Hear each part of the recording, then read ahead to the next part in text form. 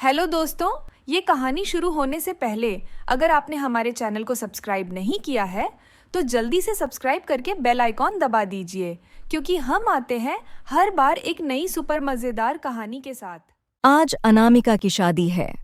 अनामिका एक गरीब घर से है, लेकिन बहुत ही सुंदर, सुशील और गुणवान लड़की है। वो खुद को आईने में निहार रही थी। थोड़ी देर में बारात आ जाती है और शादी की रस्में भी शुरू हो जाती है। तो अनामिका की ननद निशा अपनी सहेलियों के पास जाती है। अरे क्या हुआ तुम दोनों को? भूख नहीं लग रही है क्या? चलो अब खाना भी खा लो। अरे खाना खाए भी तो कैसे खाएं? यहाँ कितनी भीड़ है। हाँ, लगता है पूरे गांव वालों को बुला लिया है शादी में। अरे कोई बात नहीं, शादी में तो ऐसा होता है ना, रिश्तेदार दूर दूर से शादी अटेंड करने के लिए आते हैं। अरे हाँ हाँ, सब मालूम है कैसे हैं रिश्तेदार। वैसे निशा यार, तू बुरा मत मानना, लेकिन समझ नहीं आ रहा कि तेरी माँ ऐसी गरीब लड़की से शादी क्यों करवा रही है तेरे भाई की। अरे क्या करूं यार, मैंने भी माँ को मना किया था, लेकिन क्या करूं, वो सुनती किसी की कहाँ है। माँ की एक सहेली है, उन्होंने अपनी बेटी की शादी किसी अमीर लड़की से करवाई थी, लेकिन उस लड़की ने अपने ससुराल वालों के नाक से चने चबवा दिए थे। बस इसलिए माँ तब से अमीर लड़कियों से डरती है। अच्छा, अरे लेकिन सारी अमीर लड़कियां बेकार थोड़ी होती हैं। अब हमें ही देख लो, हम कितने परफेक्ट हैं। वही तो। अरे वैसे भी मेरे भाई की नौकरी अच्छी है नहीं, और तू तो मेरे घर की हालात जानती ही है, इसीलिए मेरे भाई को भी ऐसे एकदम करोड़पति की लड़की कहाँ मिल जाती। अरे कोशिश तो करते, मिल जाती कोई ना कोई। अरे छोड़ यार, अब जो हो गया सो हो गया। चलो अब खाना खा लो यार, बहुत रात हो गई है। हम अब क्या ही कर सकते हैं, भीड़ में घुसकर खा ही लेते हैं और क्या। हाँ चलो। अच्छा ठीक है, तुम लोग खाना खा लो, मैं गेस्ट को देख लूं थोड़ा। निशा वहां से चली जाती है। अरे यार, ये सब्जी कितनी फीकी है, ना कोई टेस्ट है ना कुछ। इससे अच्छा तो मैं बाहर का ही कुछ ऑर्डर करवा कर खा लेती। वही तो। और ये देखो दूसरी सब्जी, ये तो बिल्कुल पानी की तरह है। यक। शादी कम फॉर्मेलिटी ज्यादा लग रही है। वही तो, ये तो निशा हमारी बेस्ट फ्रेंड है इसीलिए आ गए, वरना हम लोग ऐसी पार्टी में आना तो दूर दूर से भी ना देखें। तभी वहां अनामिका का छोटा भाई अमन इन दोनों की बकवास बहुत देर से सुन रहा था। अभी इन दोनों को बताता हूँ। लेकिन तभी माँ पीछे से आ जाती है और उसे रोक लेती है। देख बेटा, आज तेरी बड़ी बहन की शादी है, इसीलिए आज कोई गड़बड़ी मत कर। अरे माँ, लेकिन इन दोनों को तो देखो, कब से क्या क्या बोले जा रही हैं, बदतमीज कहीं की। अरे बेटा, वो लड़के वाले हैं, उन्हें बोलने का हक है, और वैसे भी हम लोग गरीब, इन सब के सामने हमारी कोई औकात नहीं है। माँ, ये लोग सिर्फ अमीर हैं, कोई भगवान नहीं है जो हमें इनकी सारी बातें सुननी पड़ेंगी। बेटा, अपने गुस्से पर काबू रख। क्या तू नहीं चाहता कि तेरी दीदी की शादी अच्छे से हो जाए? देख, अगर कोई गड़बड़ हुई तो हो सकता है तेरी बहन की शादी भी टूट जाए, और तुझे तो मालूम है कि अनामिका की शादी कितनी मुश्किल से हो रही है। अमन अपनी माँ की सारी बातें सुनकर चुप बैठ जाता है। ठीक है माँ, आप जैसा कहो। चल, अब वहाँ तेरी जरूरत है। दोनों वहां से चले जाते हैं। थोड़ी देर बाद शादी संपन्न हो जाती है और अनामिका की विदाई हो जाती है। क्यों माँ, घर में गरीब भाभी लाकर बड़ी खुश हो ना? तुम कैसी बातें कर रही है निशा? तेरी भाभी अभी बाथरूम में है, कहीं सुन लेगी तो।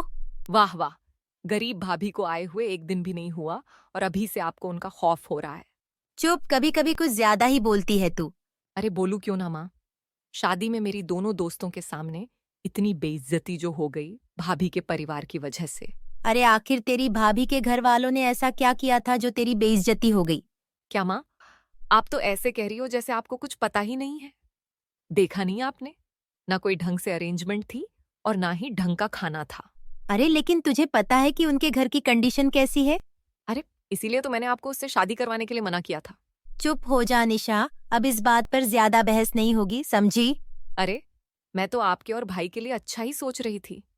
भाई ने बचपन में पढ़ाई में ध्यान नहीं दिया तो उसकी अच्छी नौकरी भी नहीं है, तो मैंने सोचा था कि अगर घर में अमीर भाभी आ जाएगी तो शायद घर की कंडीशन कुछ ठीक हो जाए।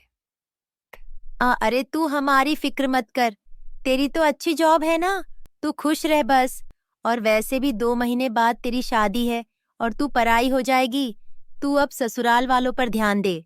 दरअसल निशा एक कंपनी में बहुत अच्छी पोस्ट पर जॉब करती है और उसका होने वाला पति भी बहुत अमीर है। अरे माँ, आप भी ना, आप तो मुझसे प्यार ही नहीं करती हैं। अरे बेटा, मेरा दिल ही जानता है कि मैं अपने बच्चों से कितना प्यार करती हूँ। हाँ माँ, आई एम सॉरी। मुझे पता है कि आप हमसे बहुत प्यार करती हो और आपने कितना स्ट्रगल करके हम दोनों को बड़ा किया है। हाँ बेटा, ये हुई ना होशियार लोगों जैसी बात। तू अपनी उन पागल सहेलियों की बात मत सुना कर। माँ ऐसे मत बोलो, वो दोनों जैसी भी है, मेरी दोस्त हैं। हाँ हाँ ठीक है, अब जा और देख तेरी भाभी को कुछ चाहिए तो नहीं। 10 दिन बाद निशा अपनी भाभी अनामिका के साथ मार्केट में जाती है। तो अनामिका भाभी, आपको कौन सी नेल पिट पसंद आई है? ये वाला। हाँ, ये वाली मुझे भी पसंद आ रही है, हम वही वाला ले लेते हैं। अच्छा भैया, ये नेल पेंट कितने की है? भाभी जी, ये नेल पेंट 150 की है। हाय राम, आपने क्या लूट मचा रखी है? इतनी छोटी से नेल पेंट का दाम 150। अरे भाभी, ये क्या कर रही हो? आप चुप रहिए। अरे नहीं ननद जी, आप नहीं जानती हैं ऐसे लुटेरों को। बड़ी बड़ी दुकान खोल लेते हैं और 50 का सामान 150 में बेचते हैं। खामखा यहाँ तमाशा मत करो, पता नहीं कहाँ कहाँ से आ जाते हैं मुंह उठाकर।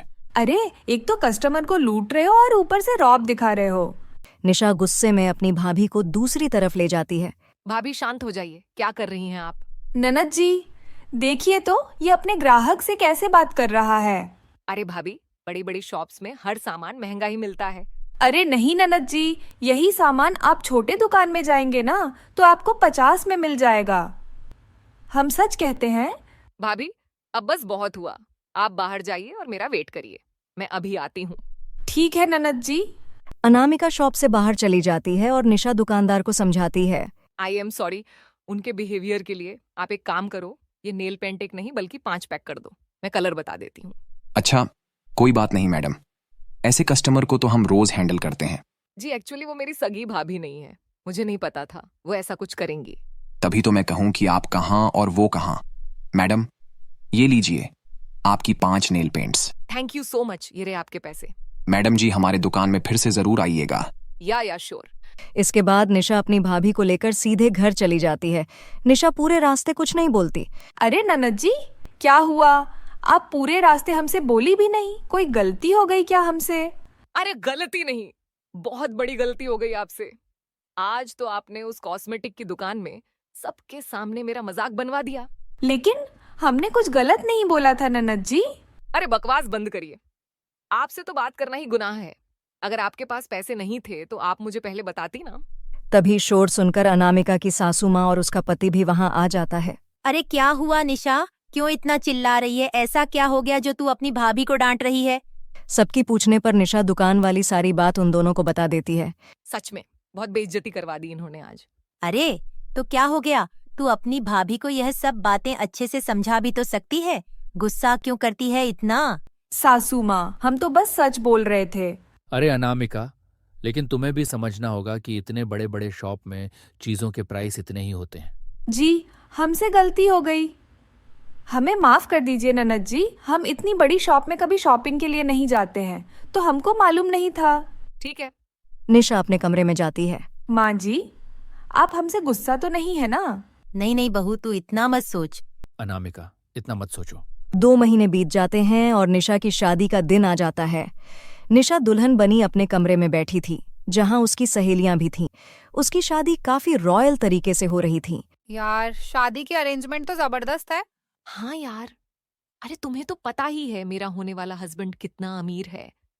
मैंने उनसे कहा कि मेरी शादी तो ग्रैंड होनी चाहिए, बस फिर क्या। ये सुनते ही विलास ने मुझे 20 लाख दे दिए और मैंने 10 लाख मिलाए। तू तो बड़ी लकी है यार। अब लोग कहेंगे अमीर ननद गरीब भाभी। खैर, शादी संपन्न हो जाती है और इस बात को कुछ दिन बीत जाते हैं। वहीं तभी एक दिन केशव की उसके दोस्त के साथ कुछ झड़प हो जाती है और बात इतनी बिगड़ जाती है कि दोनों में हाथापाई भी शुरू हो जाती है। दरअसल केशव की लापरवाही के कारण उसकी नौकरी चली गई थी। वहीं केशव ने अपने दोस्त अजीत से करीब 4 महीने पहले लिए थे और केशव ने अभी तक उसके पैसे भी नहीं लौटाए थे। मैं तेरे पैसे नहीं लौटा पा रहा हूँ, इसका मतलब यह नहीं है कि तू मुझे कुछ भी बोलेगा। अरे तू भिखारी था, भिखारी है और हमेशा भिखारी ही रहेगा। संदीप तेरे बारे में बिल्कुल सही कहता था कि मुझे तुझ पर बिल्कुल भी भरोसा नहीं करना चाहिए। देख अब ज्यादा हो रहा है, चुप हो जा वरना। अरे क्या वरना? क्या कर लेगा तू? क्या औकात है तेरी? 10,000 तक लौटा नहीं पा रहा है और यहाँ पर मेरे सामने रौब दिखा रहा है। केशव गुस्से से अजीत के ऊपर कूद पड़ता है और उसे पीटने लगता है। वहीं अजीत भी खुद का बचाव करने लगता है और उस पर हमला करता है। इस तरह दोनों में बहुत भयंकर हाथापाई हो जाती है। तभी वहां अजीत और केशव का दूसरा दोस्त ओम आ जाता है। वो पुलिस वाला था। इसके बाद अजीत और केशव को पुलिस स्टेशन ले जाया जाता है। खैर जैसे तैसे मामला सुलझ जाता है और इस बात को कुछ दिन बीत जाते हैं तो एक दिन। देख केशव, मैंने तुझसे पहले ही कहा था कि अजीत थोड़ा गुस्सैल है, इसलिए तुझे उससे पैसे नहीं मांगने चाहिए थे। अरे तो मैं क्या करता, मुझे पैसों की बहुत जरूरत थी उस टाइम। मुझे पता था कि अजीत थोड़ा अजीब है, लेकिन इतना खराब है ये नहीं पता था। घर वालों को भी मैंने अभी तक ये नहीं बताया है कि मेरी नौकरी चली गई है। पता नहीं ये क्या हो रहा है। चिंता मत कर यार, जो होगा अच्छा ही होगा। मैं तेरे लिए कोई अच्छी जॉब ढूंढ रहा हूं, मैं तुझे बताता हूं ना। हाँ यार, अब बस एक तू ही है जो जॉब ढूंढने में मेरी मदद कर सकता है। अगर एक दोस्त दूसरे दोस्त की मदद नहीं करेगा तो कौन करेगा? ये तो बात बिल्कुल सही है। तभी अनामिका समोसे और पकौड़ियां बनाकर ले आती है। ले, तेरी भाभी तेरे लिए समोसे पकौड़ियां बनाकर ले आई, खा चल। हाँ, खाता हूँ। ओम एक समोसा छकता है और उसे समोसा बहुत अच्छा लगता है। वाह भाभी जी, समोसे इतने टेस्टी है कि लग ही नहीं रहे जैसे घर पर बने हैं। जी शुक्रिया देवर जी। वाह वाह, कमाल कर दिया आपने तो। यही समोसा जब महंगे रेस्टोरेंट में जाते हैं तो 50 का मिलता है और लोकल दुकानों में 15 से 20 का। वाकई में भाभी जी, मजा आ गया। इतने टेस्टी तो बाहर के समोसे भी नहीं लगते। मेरी पत्नी बेस्ट है, बेस्ट। हाँ, ये तो मैं भी कहूंगी कि मेरी बहू खाना बनाने में बहुत फास्ट है और खाना भी बहुत अच्छा बनाती है। हाँ, आज तो मुझे भी पता चल गया। सभी लोग साथ में हंसने लगते हैं। खैर वहीं दूसरी ओर निशा अपने पति विलास के साथ इटली में घूम रही है। दोनों खूब एंजॉय कर रहे हैं। वाह विलास, ऐसा लग रहा है जैसे मेरा सपना पूरा हो गया है। तुम बहुत अच्छे हो। अरे, मैं तुम्हारा पति हूं और इस नाते मेरा फर्ज बनता है कि मैं अपनी पत्नी के सारे सपने पूरे करूं। वाह, ऐसी सोच रखने वाला पति तो सबको मिले, सच में। अच्छा, इतना भी अच्छा नहीं हूं मैं। क्या पता बाद में मैं तुम्हें धोखा दे दूं तो। विलास के ऐसा बोलते ही निशा जल्दी से घबराकर अपना एक हाथ उसके मुंह पर रख देती है। नहीं विलास, तुम मजाक में भी ऐसी बातें मत करना प्लीज। मैं तुम्हारे बिना एक पल भी नहीं रह सकती। पगली, अरे मैं तो बस मजाक कर रहा था। अच्छा बाबा, ओके, आई एम सॉरी, अब नहीं कहूंगा। अच्छा चलो, वो देखो तुम्हारी फेवरेट आइसक्रीम, चलो खाकर आते हैं। अरे विलास, तुमने तो मेरे मुंह की बात ही छीन ली। मेरा तो बहुत देर से आइसक्रीम खाने का मन कर रहा था। इसके बाद दोनों निशा की फेवरेट आइसक्रीम खाते हैं और वहां पर खूब एंजॉय करते हैं। वैसे इटली मुझे बहुत पहले से ही पसंद है। मैं साल में एक बार यहाँ जरूर आता हूँ। अच्छा चलो ठीक है, इसी बहाने मुझे भी हर साल इटली घूमने को मिलेगा। हाँ जानू, मुझे पता है अब तो तुम मेरा बिल्कुल भी पीछा नहीं छोड़ोगी। हाँ हाँ, क्यों छोड़ूंगी तुम्हारा पीछा। मेरे पति जो हो तुम, फेविक्विक की तरह चिपक जाऊंगी तुमसे। यार निशा, तुम भी ना बड़ी मजाकिया हो। इसके बाद दोनों वहां के महंगे रेस्टोरेंट में खाना खाते हैं और वहां की अच्छी अच्छी जगह पर घूमते हैं। अच्छा विलास, हम यहाँ घूम तो बहुत लिए हैं, अब हम कल अपने घर वालों के लिए शॉपिंग कर लेंगे। हाँ ठीक है। अगला दिन आता है। दोनों पति पत्नी खूब शॉपिंग करते हैं और एक दिन बाद इटली से वापस इंडिया के लिए निकल जाते हैं। खैर 2 दिन बाद केशव का जन्मदिन था, इसलिए केशव के घर पर काफी लोग आए हुए हैं। अरे निशा, तेरी भाभी को तो देख कितनी बेकार साड़ी पहनी हुई है। आज के दिन भी कम से कम थोड़ी अच्छी साड़ी पहन लेती। समझ नहीं आ रहा है, लगता है अनामिका भाभी ने हमारी नाक कटाने की ठान ही ली है। तुम दोनों यहीं पे रुको, मैं जरा अभी आती हूँ। निशा गुस्से में अपनी भाभी के पास जाती है और बोलती है, कम से कम आज तो हमारी इज्जत रख लेती भाभी। इतने सारे लोग आए हैं, पता है लोग आपके बारे में क्या क्या बोल रहे हैं। क्या हुआ ननद जी, कुछ गलती हुई क्या मुझसे? अरे गलती नहीं, बहुत बड़ी गलती हो गई आपसे। अरे मैंने नीली साड़ी दी थी ना, आप वही पहन लेती। आज ये क्या पहन लिया है, इतनी बकवास सी सस्ती साड़ी। नहीं ननद जी, ऐसा मत बोलिए। ये मेरी माँ ने मुझे बहुत प्यार से दी है। उनकी जितनी हैसियत है उसी हिसाब से उन्होंने मुझे दी है। अरे यार, अब आप इमोशनल ड्रामा मत शुरू करिए। जाइए और जाकर साड़ी बदलिए। लोगों से कह दीजिएगा कि इसमें काम करते वक्त कुछ गिर गया था। ननद जी, लेकिन मुझे कुछ भी नहीं सुनना है। और अभी बहुत से ऐसे गेस्ट आने वाले हैं जो बहुत अमीर हैं, तो प्लीज उनके सामने हमारी इज्जत का कचरा मत कीजिएगा। लेकिन ननद जी, बात को समझने की कोशिश करिए, अभी बस 15 मिनट में ही केक कटने वाला है। और तभी अनामिका की सास राधा उसे बुला लेती है। ननद जी, मुझे माफ करिए, मुझे जाना होगा, माँ जी बुला रही हैं। और अनामिका बिना जवाब दिए चली जाती है। ये गरीब लोग कभी भी अमीर होने की नहीं सोच सकते हैं। इतना समझाया, फिर भी मेरी बात नहीं मानी इस गवार ने। तभी निशा की दोनों दोस्त भी वहां आ जाती हैं। अरे छोड़ यार, क्या मूड खराब कर रही है? आज तेरे भाई का जन्मदिन है, चल अब एंजॉय करते हैं। हाँ यार, सच में तू अपना मूड खराब मत कर। वैसे भी लोगों को पता है कि तेरी भाभी गरीब है और उसे कोई तमीज भी नहीं है। हाँ यार, सही कहती हूँ तुम दोनों। अगर मैं इस गरीब को समझाने लग गई ना, तो मैं तो पागल ही हो जाऊंगी। तभी वहां विलास भी आ जाता है। अरे तुम लोग यहाँ क्या कर रहे हो? क्या खिचड़ी पक रही है? चलो जल्दी चलो, अब केक कटने का टाइम हो गया है। हाँ चलो। इसके बाद केशव केक काटता है और सभी लोग उसे हैप्पी बर्थडे विश करते हैं। वहीं जहां अनामिका की ननद अपने भाई के लिए इतना बड़ा गिफ्ट लाई थी, वहीं दूसरी ओर अनामिका की माँ अपने दामाद के लिए कुछ छोटा सा गिफ्ट लाई थी।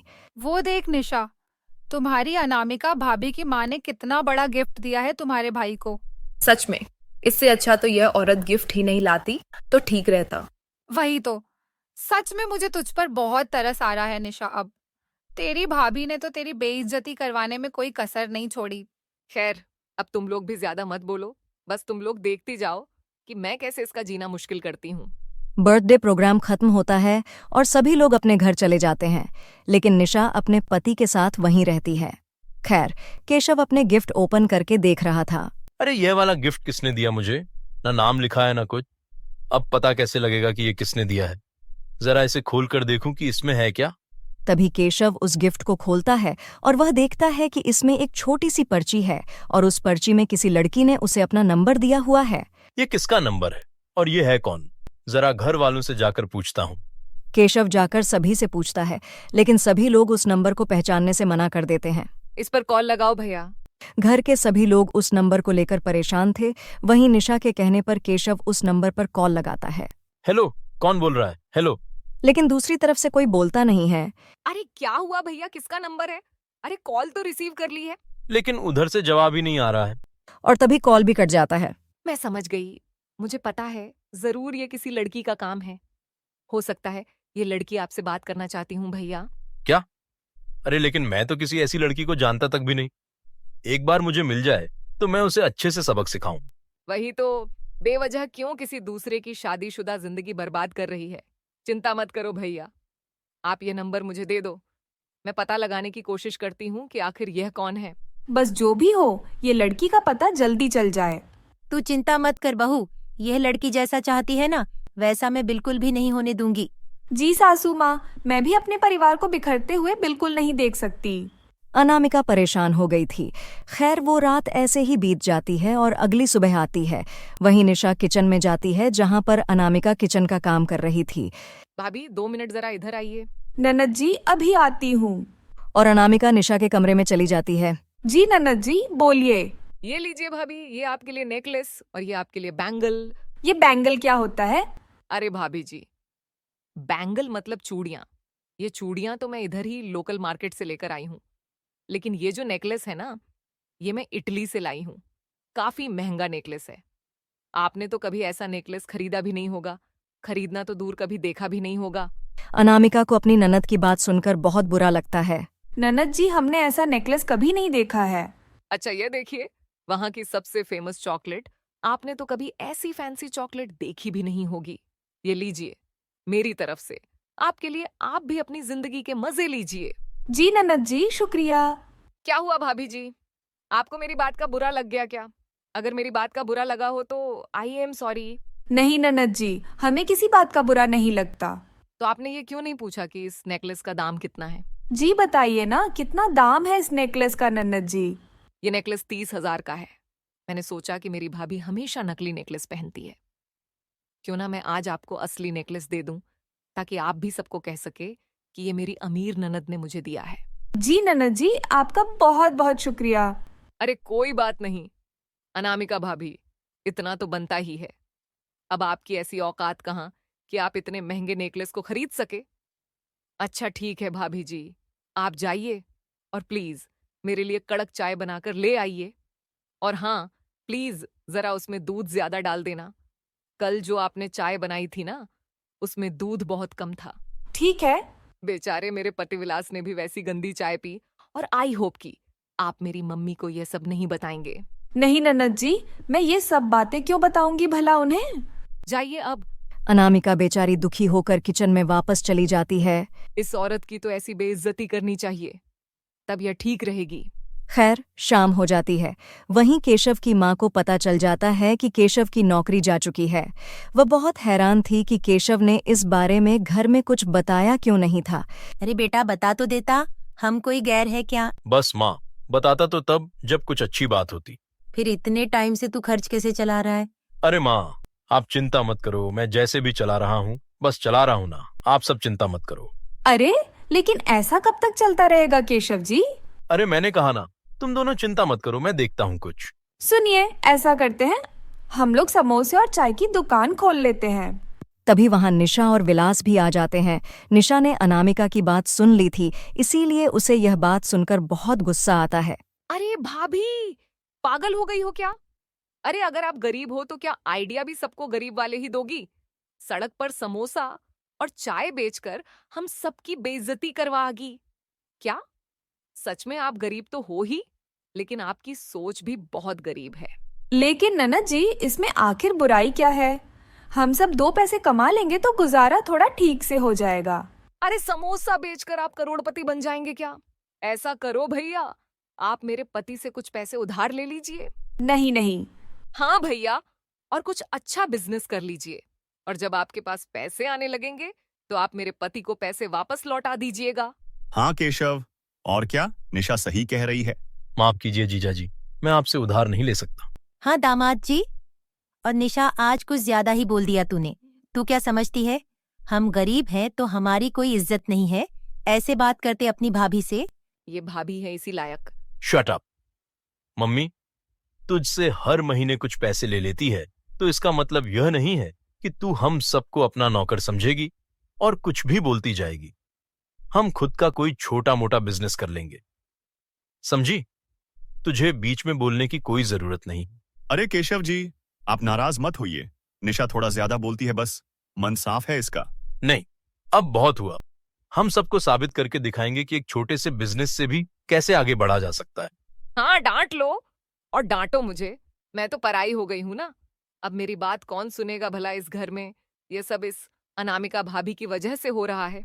ये कहते कहते निशा रोने का ड्रामा करने लगती है। नहीं नहीं दीदी, ऐसा मत कहिए। केशव भैया, आपने कभी भी मुझसे इस तरीके से बात नहीं की थी, लेकिन आज आप मुझे इतनी बुरी तरीके से सुना रहे हैं, वो भी सबके सामने।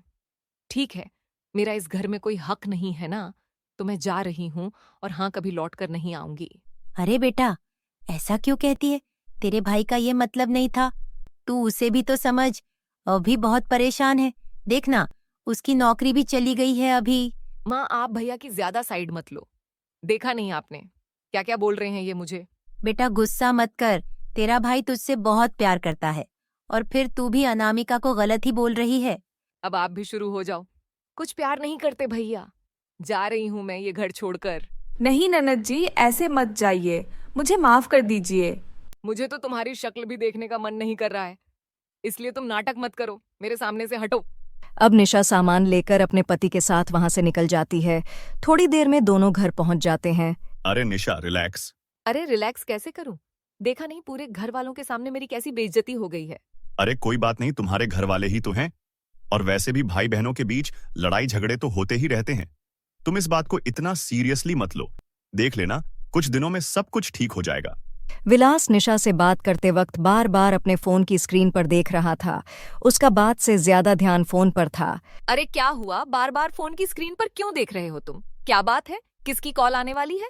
अरे वो मैं तुम्हें बताना ही भूल गया था, बाबा कालेश्वर हमारे घर में रहने के लिए आ रहे हैं, अपनी बहन के साथ। ये कौन है? इसके बारे में तो तुमने कभी मुझे बताया नहीं।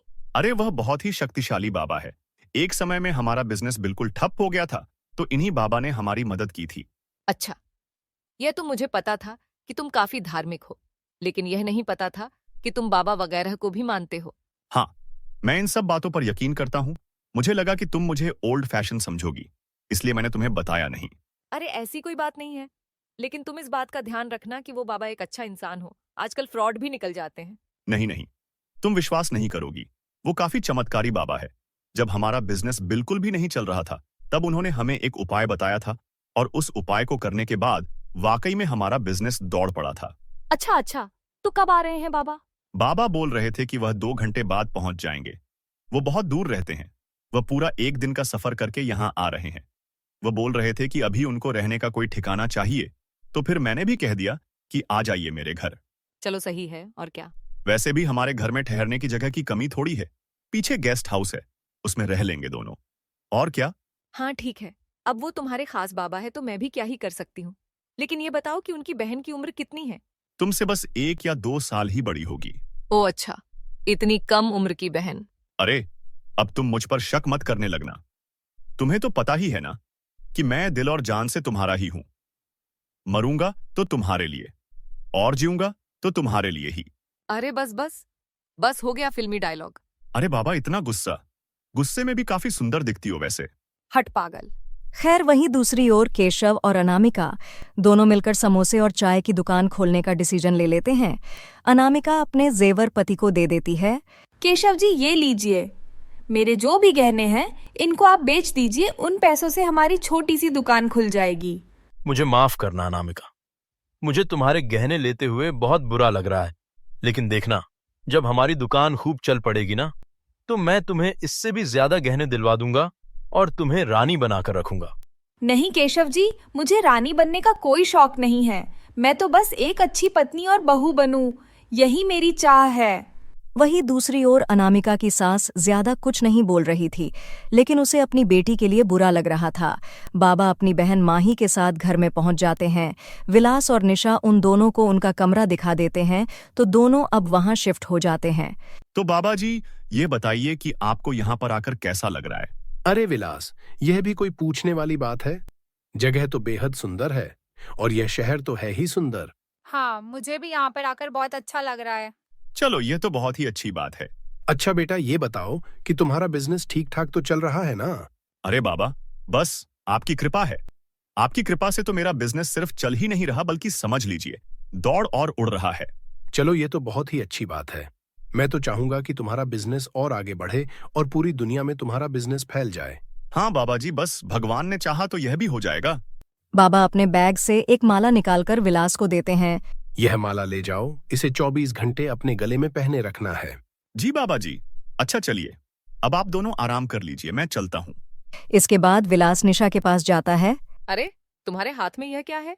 अरे यह माला है, बाबा खास हमारे लिए लेकर आए हैं। इसे तुम्हें 24 घंटे पहनना होगा। इससे हमारा बिजनेस और कारोबार भी खूब बढ़ेगा। अरे यार, ये सब क्या बकवास है। मैं ये माला नहीं पहनूंगी। तुम्हें दिखता नहीं ये माला कितनी सस्ती लग रही है, और मैं इतना सस्ता सामान नहीं पहनती।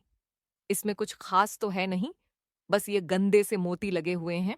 अरे ये तुम क्या बोल रही हो? तुम्हें पता है कि ऐसा बोलने से नेगेटिव एनर्जी प्रोड्यूस हो सकती है। चलो पहन लो इसे अब। अरे विलास, तुम इतने पढ़े लिखे हो, फिर भी ऐसी बातें कैसे कर सकते हो? धीरे धीरे तुम्हारा पागलपन न बढ़ता जा रहा है। प्लीज, मैं लास्ट बार कह रही हूं, मैं ये माला बिल्कुल भी नहीं पहनने वाली हूं। बस निशा, बहुत ज्यादा हो गया। तुम्हें इस माला की कीमत नहीं पता है, इसलिए तुम ऐसा बोल रही हो। यह माला खास बाबा ने हमारे लिए दी है, तो जाहिर सी बात है कि इसमें कुछ खास बात होगी। तुम्हें तो पता ही है कि जो बात मैं एक बार कह देती हूं तो कह देती हूं, बार बार रिपीट नहीं करती। मुझे ये माला नहीं पहननी तो नहीं पहननी बस। निशा, बहुत घमंडी हो गई हो तुम। निशा गुस्से में उस कमरे से बाहर निकल जाती है। खैर, इस बात को 2-3 दिन बीत जाते हैं। वहीं दूसरी ओर निशा की भाभी और भैया समोसे और चाय की ओपनिंग करने की तैयारी कर रहे हैं। केशव, चलो अब माता रानी और महादेव का नाम लेकर अपना काम शुरू करते हैं। हाँ, हर हर महादेव, जय माता दी। दोनों पति पत्नी खूब काम करके समोसे और चाय बनाकर बेचने लगते हैं।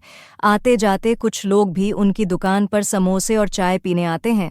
खैर, शाम हो जाती है और तभी अनामिका देखती है कि केशव का हाथ जला हुआ है। अरे, ये आपके हाथ को क्या हुआ और मुझे बताया भी नहीं? अरे कुछ नहीं अनामिका, मुझे पता था कि अगर मैं तुम्हें बताऊंगा तो तुम टेंशन लेने लगोगी, इसलिए मैंने तुम्हें नहीं बताया।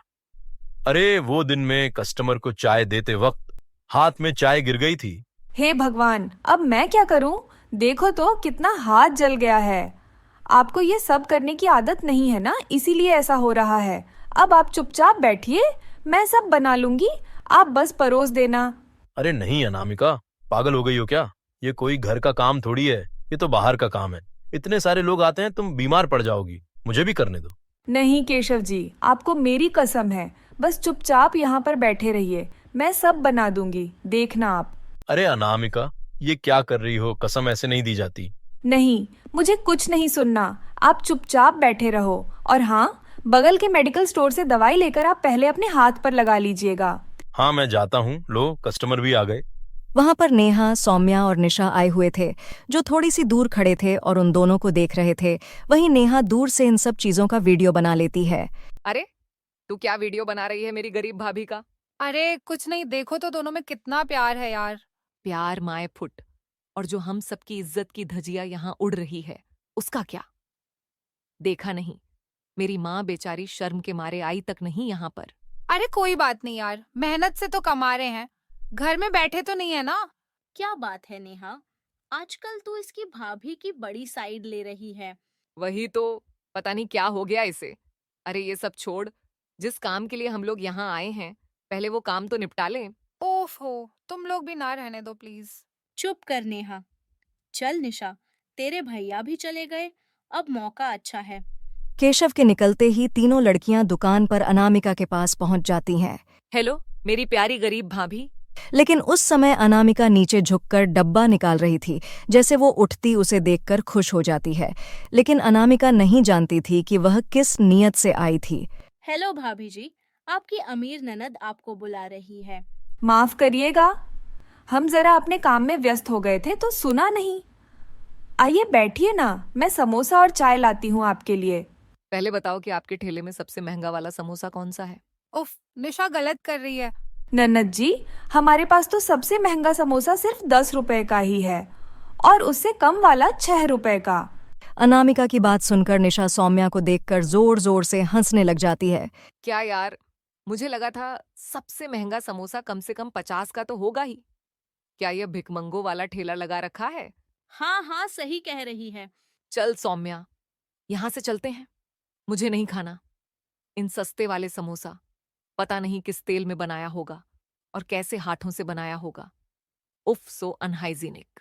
वही तो, देखो तो हाथ में ग्लव्स भी नहीं पहने हैं।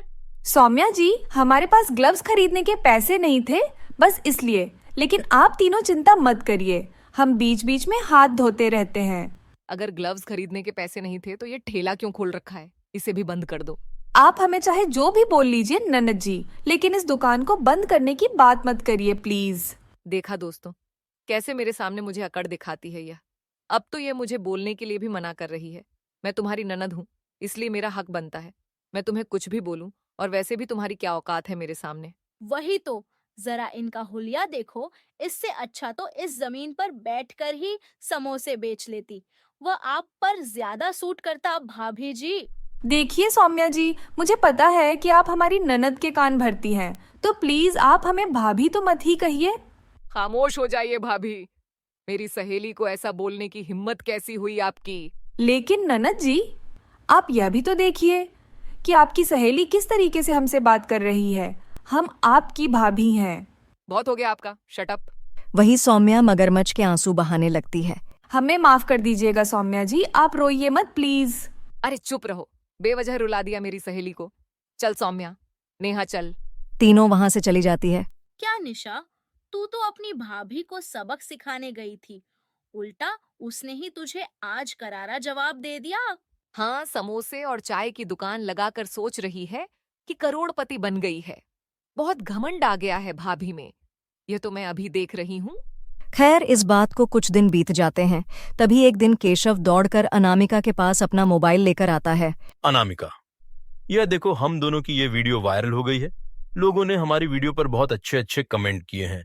लोग बोल रहे हैं कि वर्ल्ड के सबसे अच्छे कपल। अच्छा, पर इससे क्या होगा? अरे मेरी भोली पत्नी, तुम्हें नहीं पता है, वायरल होने पर हमारी दुकान को बहुत फायदा मिलेगा, क्योंकि लोग हमारी दुकान पर हमसे मिलने के लिए आएंगे और हमारे समोसे और चाय का भी स्वाद चखेंगे।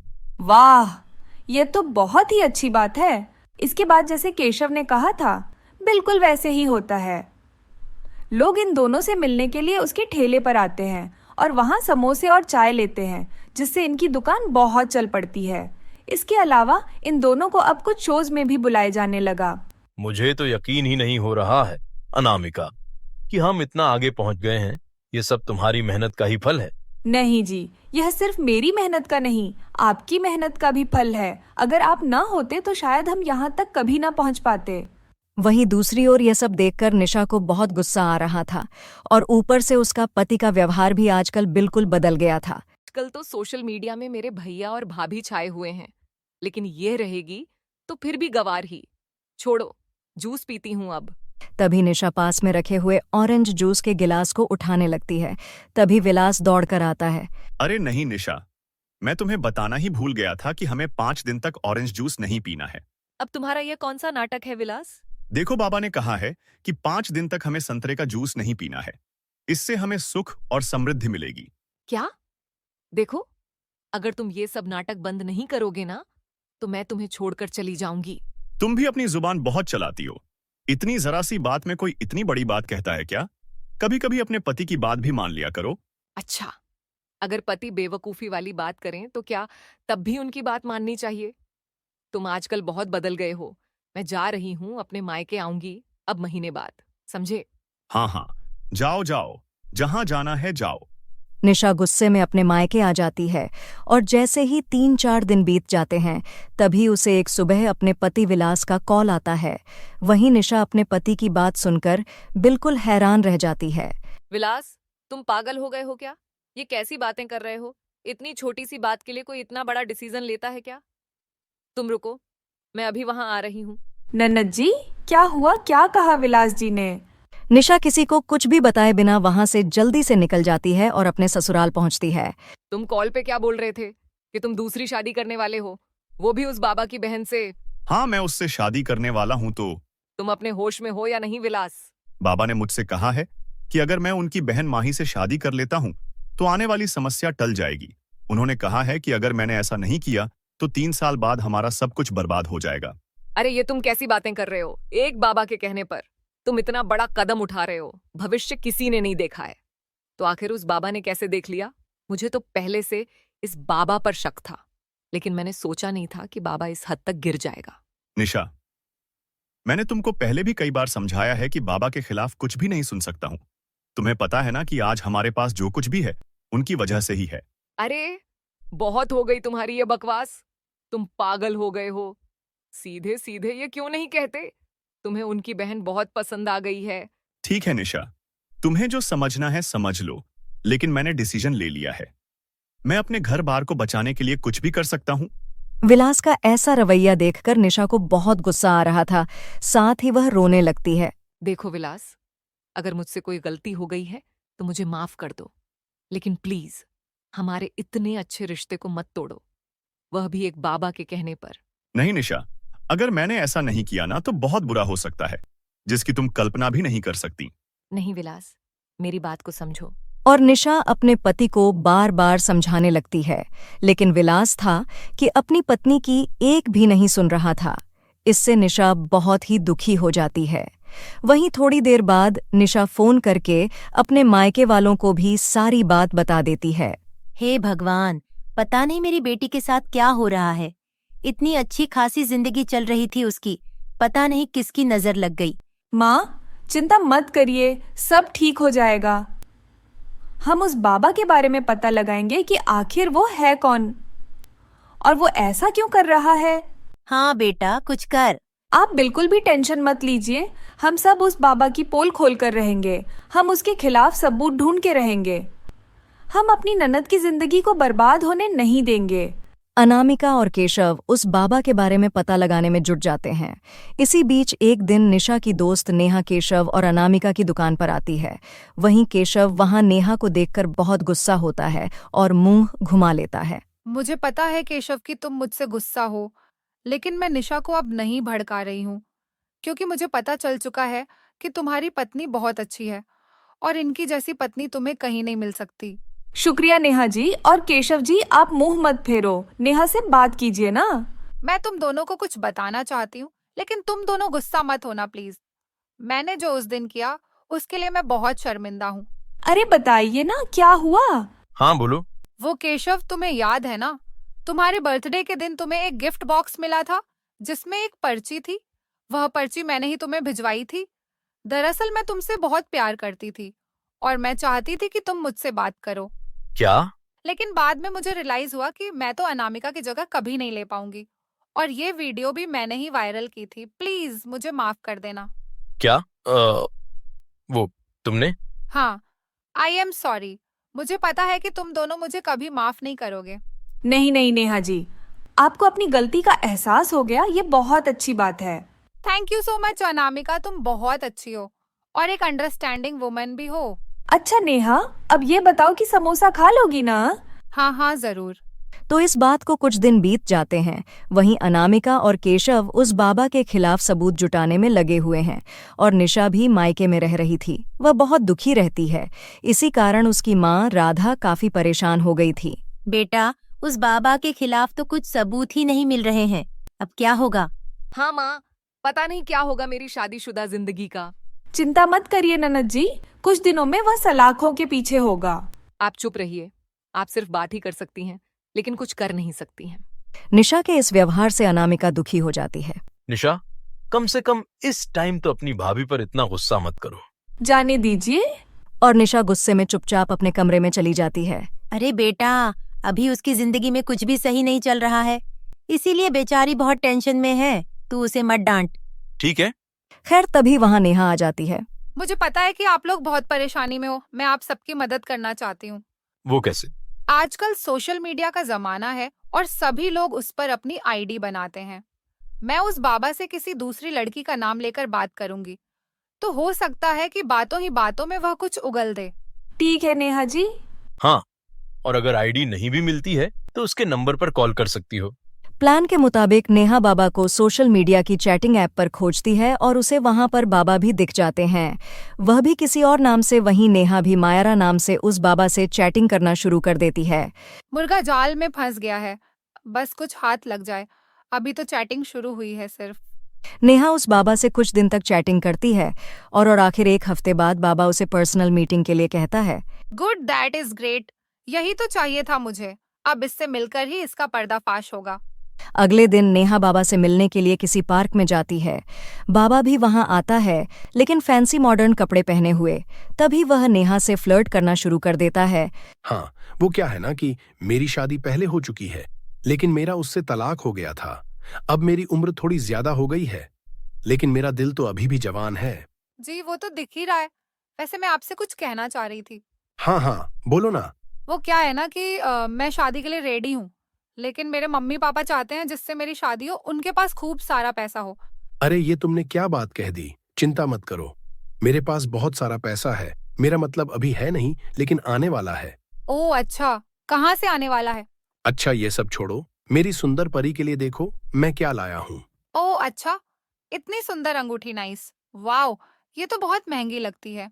हाँ, मेरी सुंदर महारानी के लिए सुंदर सी अंगूठी सिर्फ 2 लाख रुपये की। नेहा दाम सुनकर चौंक जाती है। 2 लाख?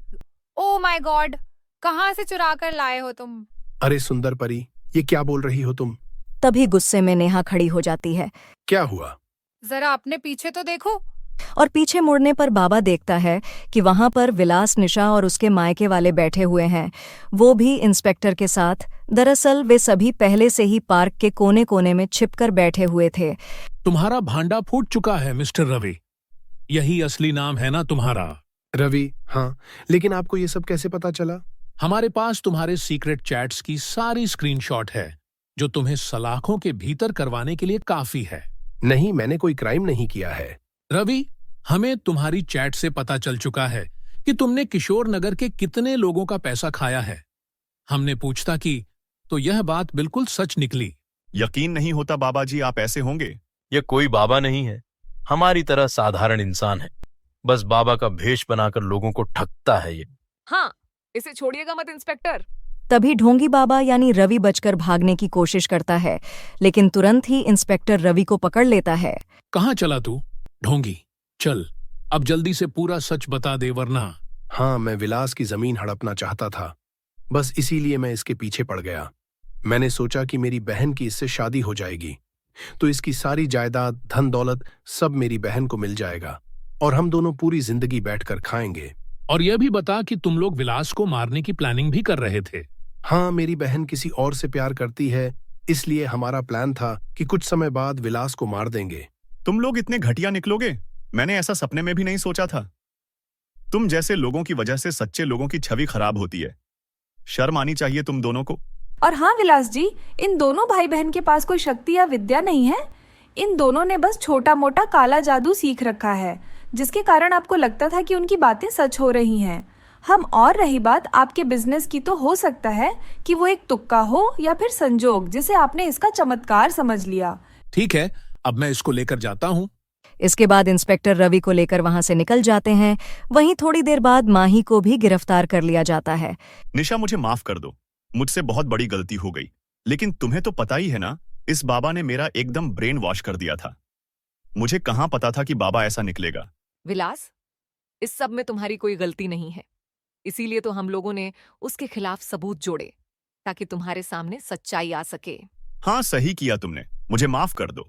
मैंने तुम्हें माफ किया, अब तुम इतना मत सोचो। और वैसे भी मैं भी बहुत जिद्दी हूं, मुझे भी ऐसी सिचुएशन को सही से हैंडल करना चाहिए था। मुझे पता है कि तुम मुझसे बहुत प्यार करते हो और हमेशा करते रहोगे। हाँ निशा, मैं तुमसे बहुत प्यार करता हूँ। और भाभी, मुझे आपसे तो खासकर माफी मांगनी चाहिए, क्योंकि मैं एक बहुत बुरी ननद हूँ। पता नहीं क्या क्या कहती रही आपको। अरे ऐसा मत बोलिए ननद जी, जो हुआ सो हुआ। और हाँ, इन सब काम में नेहा ने बहुत मदद की, हम सबकी।